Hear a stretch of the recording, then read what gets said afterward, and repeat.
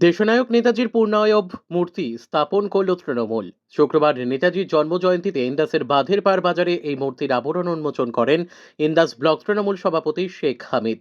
এদিন নেতাজির মূর্তি আবরণ উন্মোচনের আগে এক বর্ণাঢ্য পদযাত্রা বাঁধের পাড় বাজার পরিক্রমা করে। পরে কতুলপুর থেকে ইন্দাস প্রবেশ পথে মূর্তির আবরণ উন্মোচন স্থলে সকলে হাজির হন।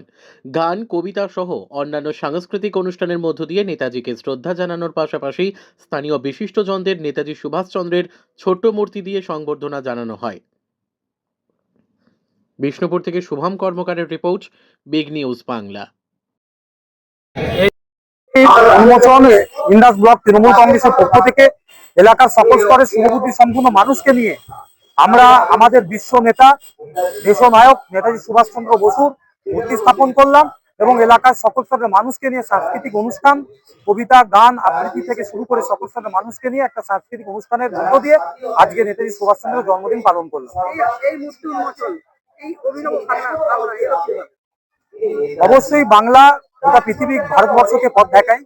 বাংলার প্রিয় মানুষ নেতাজি সুভাষচন্দ্র। এলাকার সকল স্তরের মানুষের দীর্ঘদিনের ইচ্ছা ছিল যে আমাদের বাজারে একটা নেতাজি সুভাষচন্দ্র প্রতিকৃতি বসবে। তাই ইন্দাস ব্লক তৃণমূল কংগ্রেসের পক্ষ থেকে এলাকার সকল স্তরের মানুষকে সাথে নিয়ে আমরা এই মূর্তি উন্মোচন করলাম। আমরা একটা র্যালি করলাম গোবিন্দপুর থেকে।